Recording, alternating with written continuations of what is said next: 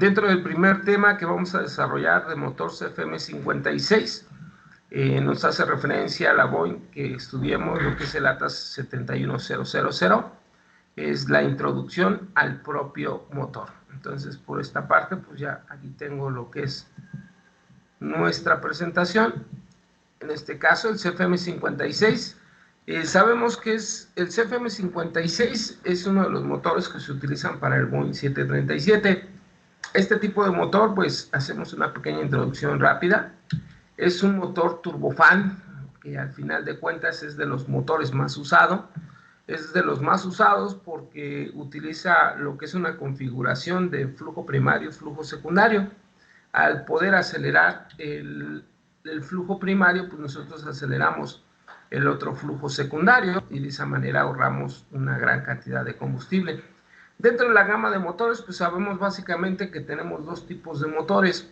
Los motores que se usan para hélice, que son motores de combustión interna alternativo, y los motores turborreactores, que serían nuestras dos gamas esenciales. Dentro de la capacidad que pueden tener los propios motores, pues vamos a determinar el rendimiento de cada uno de estos motores.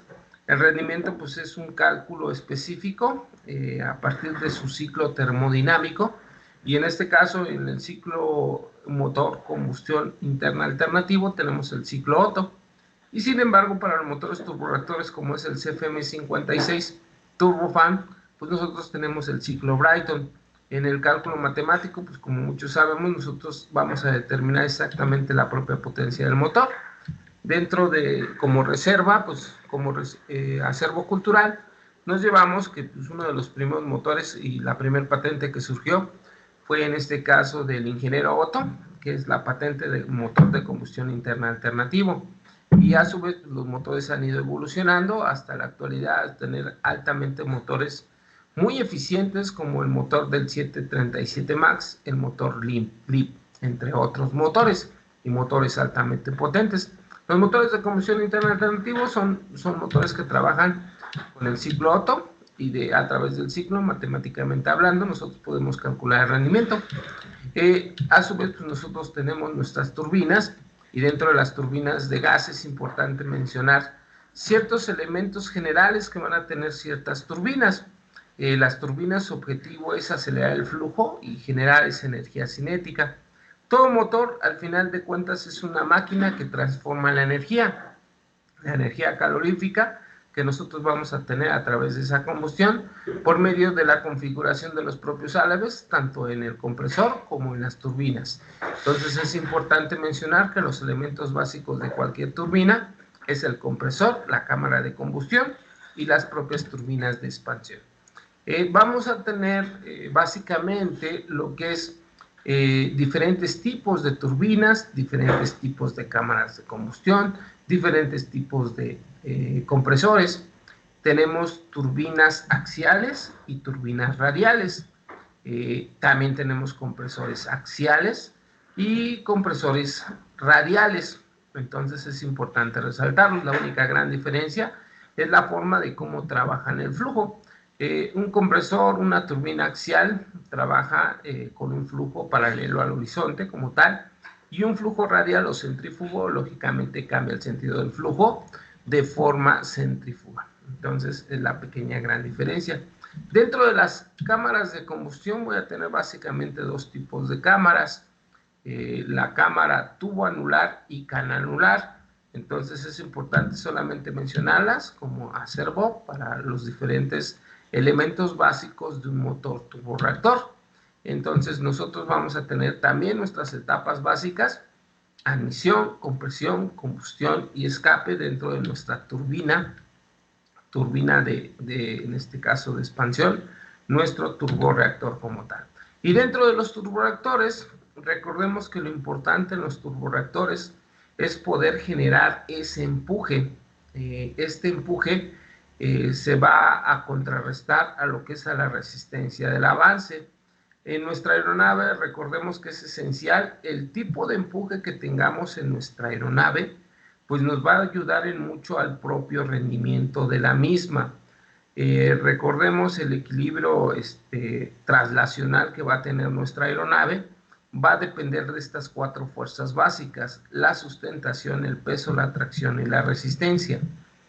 Recordemos, si yo quiero generar cierta sustentación para sacar cierto peso, pues yo necesito generar una velocidad, y esta velocidad la voy a obtener ya sea por medio del empuje del motor o por medio de la tracción del motor.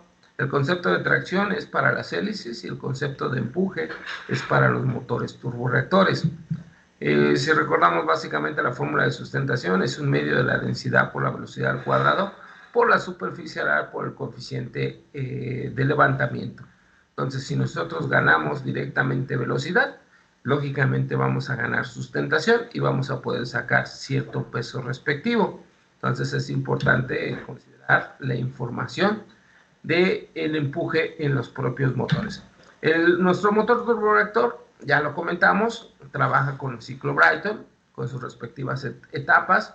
El ciclo Brayton, lógicamente, va a calcular lo que es el rendimiento neto dentro de sus respectivas etapas. Los turborreactores, vamos a tener diferentes gamas de turborreactores.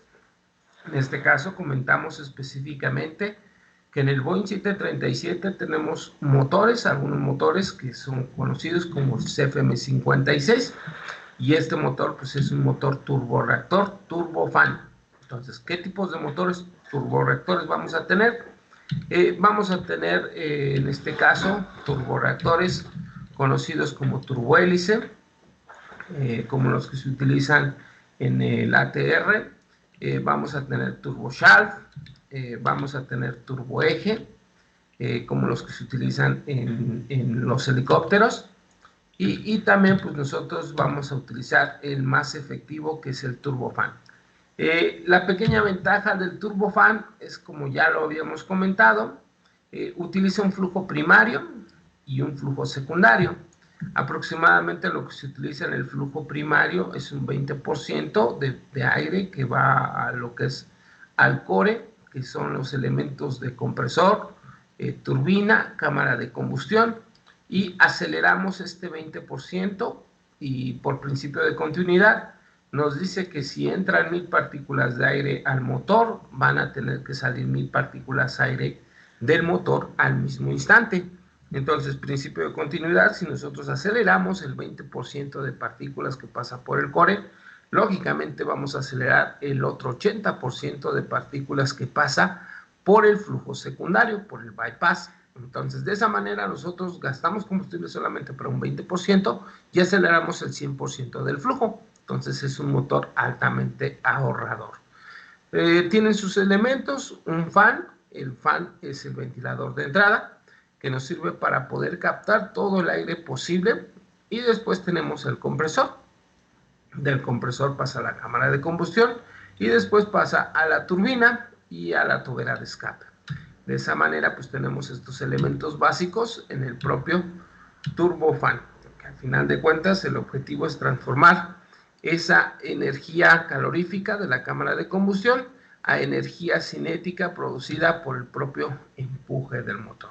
Entonces, esta es una pequeña introducción de lo que es los motores, los diferentes tipos de motores que vamos a tener en aviación. Entonces, es importante nada más tenerlo como referencia, como información